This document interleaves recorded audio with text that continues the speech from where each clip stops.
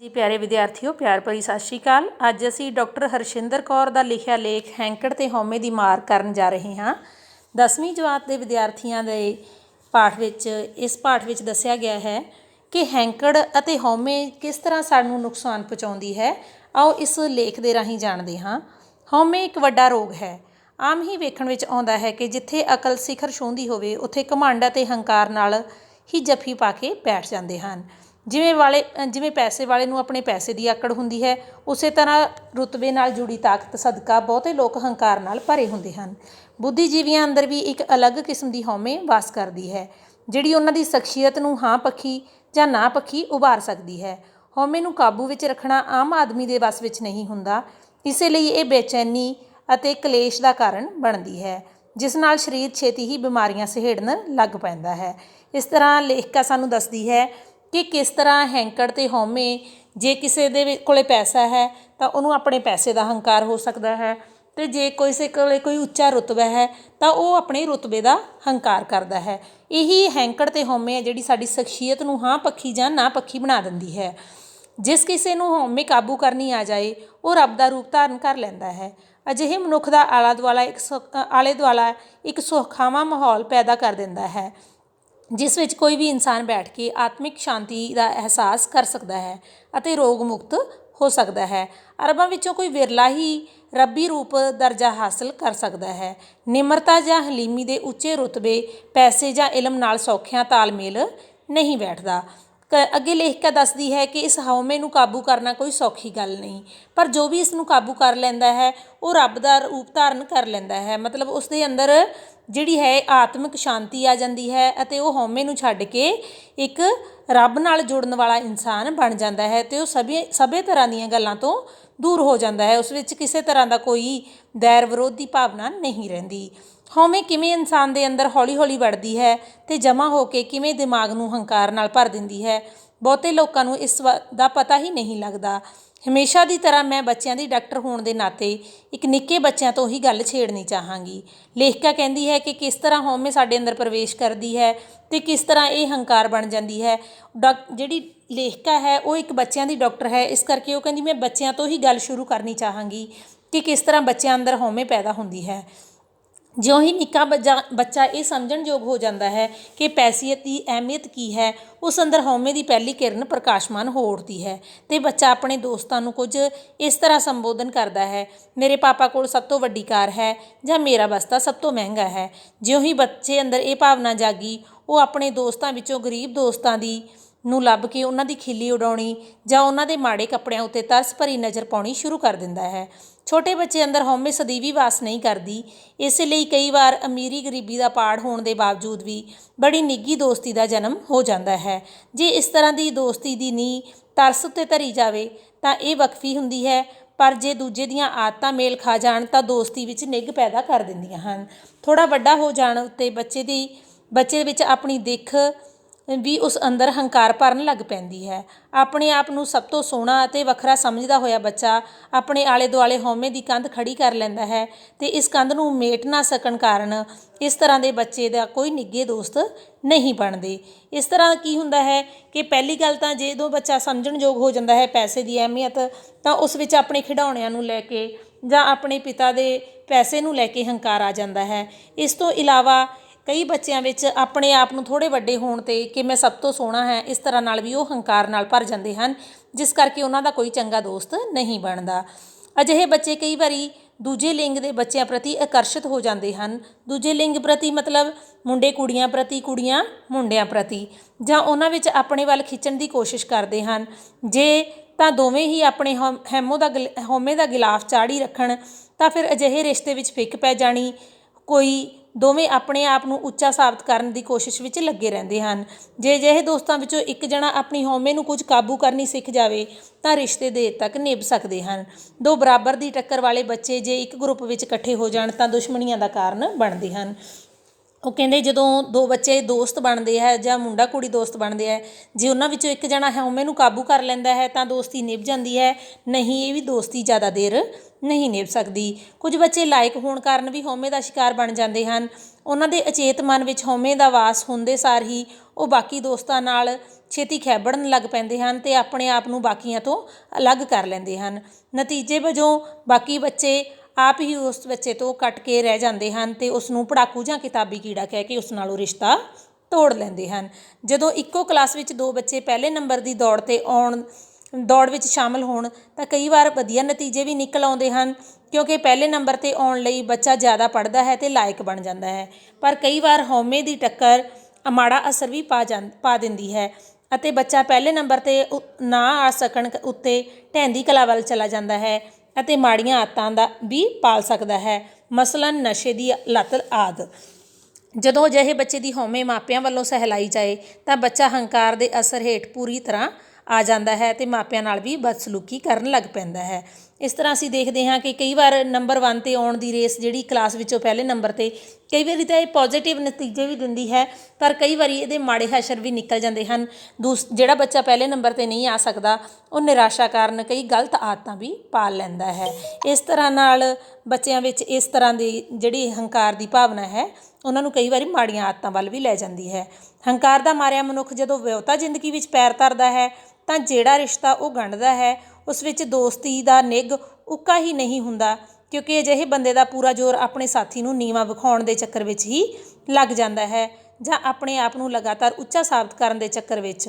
ਇਸ ਤਰ੍ਹਾਂ ਇੱਕ ਦੂਜੇ ਸਾਥੀ ਦੇ ਦਿਲ ਅੰਦਰ ਹੀਣ ਭਾਵਨਾ ਭਰ ਜਾਂਦੀ ਹੈ ਅਤੇ ਆਪਣੀ ਜ਼ਿੰਦਗੀ ਨੂੰ ਬੇਮਤਲਬ ਸਮਝਦੇ ਹੋਏ ਢਹਿੰਦੀ ਕਲਾ ਵੱਲ ਜਾ ਸਕਦਾ ਹੈ ਅਤੇ ਸਾਥੀ ਤੋਂ ਕਿਨਾਰਾ ਕਰਕੇ ਰਿਸ਼ਤਾ ਤੋੜਨਾ ਬਿਹਤਰ ਸਮਝਦਾ ਹੈ।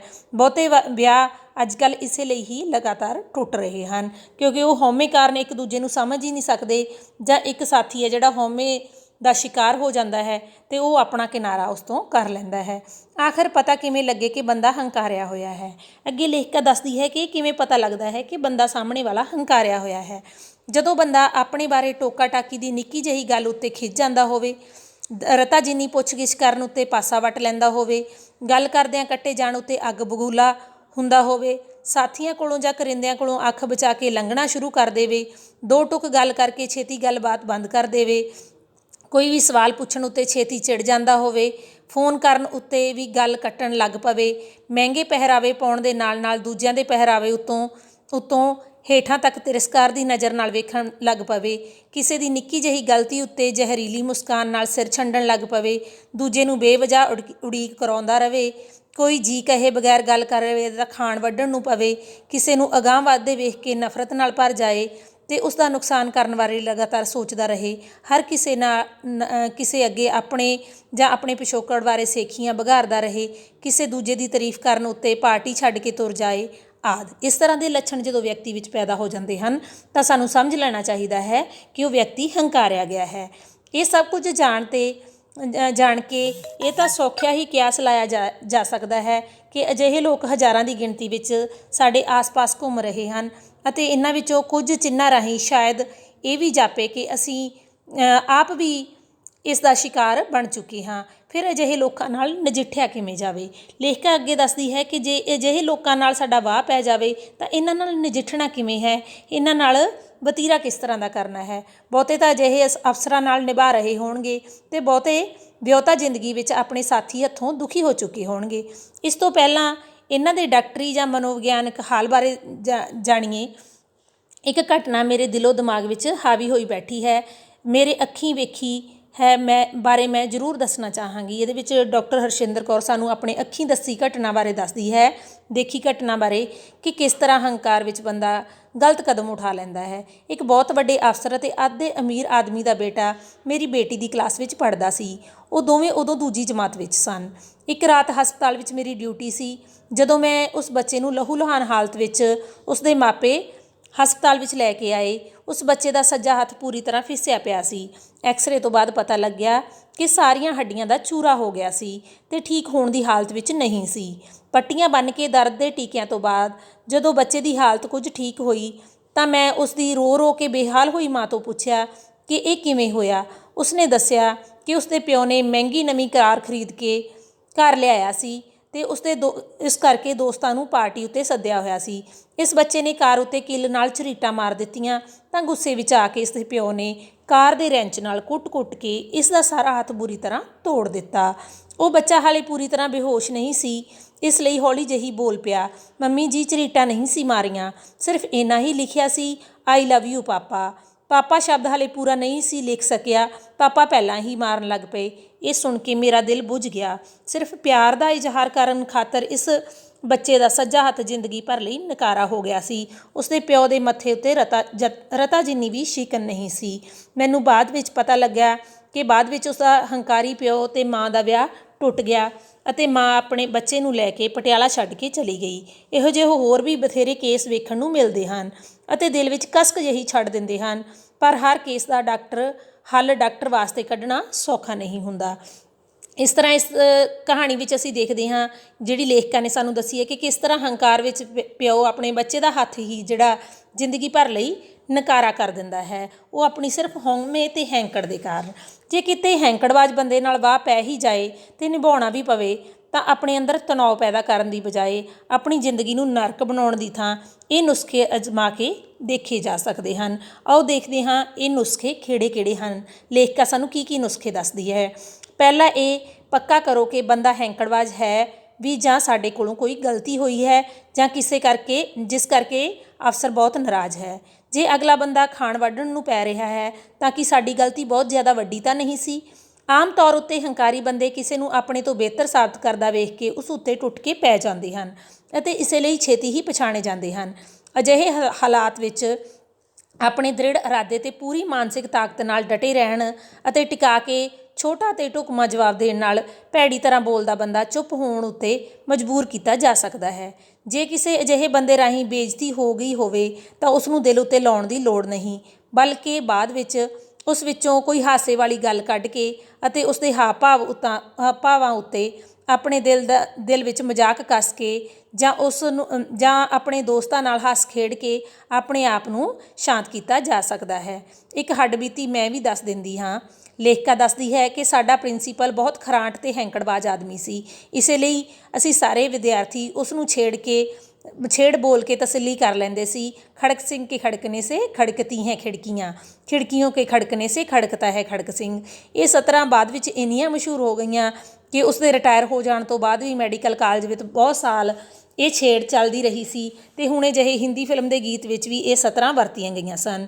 ਮਨੋਵਿਗਿਆਨੀ ਸੁਝਾਅ ਦਿੰਦੇ ਹਨ ਕਿ ਆਪਣੇ ਮਨੋਬਲ ਨੂੰ ਹੋਰ ਤਾਕਤਵਰ ਬਣਾਉਣ ਲਈ ਆਪਣੀ ਸੁਣਨ ਸ਼ਕਤੀ ਦੇ ਨਾਲ ਆਪਣੇ ਹਾਵ ਭਾਵਾਂ ਉੱਤੇ ਵੀ ਕਾਬੂ ਪਾਉਣ ਦਾ ਇਸ ਤੋਂ ਵਧੀਆ ਹੋਰ ਤਰੀਕਾ ਨਹੀਂ ਕਿ ਕਿਸੇ ਫਜ਼ੂਲ ਹੰਕਾਰੀ ਬੰਦੇ ਦੀ ਬਕਵਾਸ ਸੁਣ ਲੈਣ ਤੋਂ ਬਾਅਦ ਵੀ ਆਪਣੇ ਆਪ ਨੂੰ ਬੇਕਾਬੂ ਨਾ ਹੋਣ ਦਿੱਤਾ ਜਾਵੇ।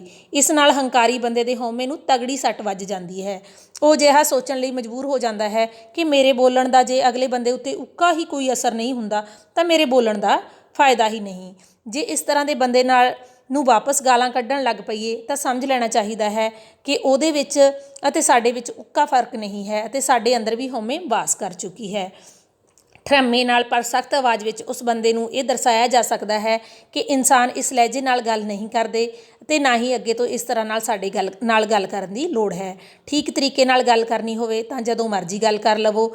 ਜੇ ਇਹ ਕਹਿਣਾ ਸੰਭਵ ਨਾ ਹੋਵੇ ਤਾਂ ਇਸ ਤਰ੍ਹਾਂ ਦੇ ਬੰਦੇ ਨੂੰ ਪੂਰੀ ਤਰ੍ਹਾਂ ਆਪਣੀ ਸੋਚ ਵਿੱਚੋਂ ਮਨਫੀ ਕਰ ਦੇਣਾ ਠੀਕ ਹੁੰਦਾ ਹੈ। ਮਨਫੀ ਮਤਲਬ ਨਕਾਰ ਦੇਣਾ ਠੀਕ ਹੁੰਦਾ ਹੈ ਅਤੇ ਉਸ ਦੀ ਉੱਕਾ ਹੀ ਪਰਵਾਹ ਕਰਨੀ ਛੱਡ ਦੇਣੀ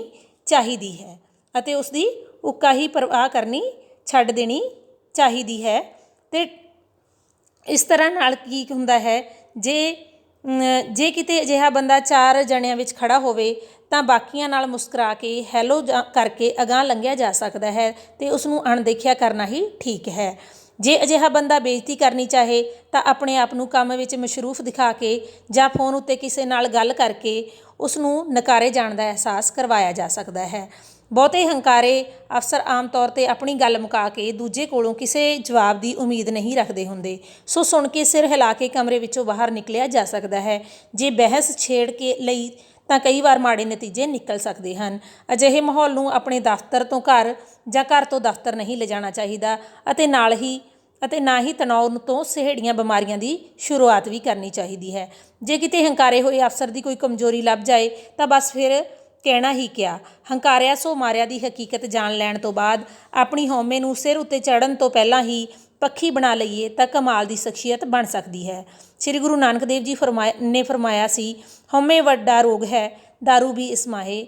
ਹਉਮੈ ਜਦੋਂ ਸਵੈ ਵਿਸ਼ਵਾਸ ਦਾ ਆਪਣੀ ਆਤਮਾ ਦੀ ਪਛਾਣ ਦਾ ਅਤੇ ਆਪਣੀ ਸਮਰੱਥਾ ਨੂੰ ਸਮਝ ਲੈਣ ਦਾ ਰੂਪ ਧਾਰਨ ਕਰ ਲੈਂਦੀ ਹੈ ਤਾਂ ਹਾਂ ਪੱਖੀ ਹੋ ਨਿਬੜਦੀ ਹੈ ਅਤੇ ਆਤਮਾ ਦੀ ਪਛਾਣ ਕਰਨ ਵਾਲਾ ਵਿਅਕਤੀ ਬੜਾ ਸਨਿਮਰ, ਨਿਰਮਾਣ ਅਤੇ ਸਾਧ ਮੁਰਾਦ ਦੇ ਰੂਪ ਵਿੱਚ ਪ੍ਰਗਟ ਹੁੰਦਾ ਹੈ। ਇਸ ਤਰ੍ਹਾਂ ਡਾਕਟਰ ਹਰਸ਼ਿੰਦਰ ਕੌਰ ਸਾਨੂੰ ਇਸ ਲੇਖ ਵਿੱਚ ਦੱਸਦੀ ਹੈ ਕਿ ਕਿਸ ਤਰ੍ਹਾਂ ਹਉਮੈ ਸਾਡੇ ਵਿੱਚ ਪ੍ਰਵੇਸ਼ ਕਰ ਜਾਂਦੀ ਹੈ, ਸਾਨੂੰ ਪਤਾ ਹੀ ਨਹੀਂ ਲੱਗਦਾ। ਬੱਚਿਆਂ ਵਿੱਚ ਹਉਮੈ ਕਿਸ ਤਰ੍ਹਾਂ ਦੀ ਹਉਮੈ ਹੁੰਦੀ ਹੈ, ਵੱਡਿਆਂ ਵਿੱਚ ਕਿਸ ਤਰ੍ਹਾਂ, ਵਿਆਹੁਤਾ ਜ਼ਿੰਦਗੀ ਵਿੱਚ ਕਿਸ ਤਰ੍ਹਾਂ ਦੀ ਹਉਮੈ ਹੁੰਦੀ ਹੈ, ਇਹ ਸਾਰਾ ਕੁਝ ਸਾਨੂੰ ਇਸ ਲੇਖ ਵਿੱਚ ਦੱਸਿਆ ਗਿਆ ਹੈ। ਇਸ ਤੋਂ ਇਲਾਵਾ ਡਾਕਟਰ ਸਾਨੂੰ ਇਹ ਵੀ ਦੱਸਦੀ ਹੈ ਕਿ ਅਸੀਂ ਆਪਣੀ ਹਉਮੈ ਨੂੰ ਕਿਸ ਤਰ੍ਹਾਂ ਕਾਬੂ ਪਾਉਣਾ ਹੈ ਅਤੇ ਜੇ ਕਿਸੇ ਹੰਕਾਰੀ ਵਿਅਕਤੀ ਨਾਲ ਸਾਡੇ ਨਾਲ ਵਾਹ ਪੈ ਜਾਂਦਾ ਹੈ ਅਸੀਂ ਉਸ ਨਾਲ ਕਿਸ ਤਰ੍ਹਾਂ ਨਜਿੱਠਣਾ ਹੈ। ਜਦੋਂ ਅਸੀਂ ਆਪਣੀ ਹਉਮੈ ਨੂੰ ਕਾਬੂ ਵਿੱਚ ਕਰ ਲੈਂਦੇ ਹਾਂ ਤਾਂ ਸਾਡੀ ਇਹ ਸ਼ਖਸੀਅਤ ਹੈ ਹਾਂ ਪੱਕੀ ਹੋ ਜਾਂਦੀ ਹੈ ਅਤੇ ਵਿਅਕਤੀ ਹੈ ਜਿਹੜਾ ਨਿਰਮਾਣ ਅਤੇ ਨਿਮਰ ਸੁਭਾਅ ਵਾਲਾ ਬਣ ਜਾਂਦਾ ਹੈ। ਇਸ ਤੋਂ ਇਲਾਵਾ ਬੇਟਾ ਇਸ ਪਾਠ ਦੇ ਜਿਹੜੇ ਅਭਿਆਸ ਦੇ ਪ੍ਰਸ਼ਨ ਹੈ ਉਹ ਤੁਸੀਂ ਹੱਲ ਕਰ ਲੈਣੇ ਹਨ। ਤੁਹਾਡੀਆਂ ਬੁੱਕਸ ਵਿੱਚ ਹੱਲ ਕੀਤੇ ਪ੍ਰਸ਼ਨ ਦਿੱਤੇ ਗਏ ਹਨ, ਉਹਨਾਂ ਨੂੰ ਤੁਸੀਂ ਪੜ੍ਹ ਲੈਣਾ ਹੈ। ਧੰਨਵਾਦ।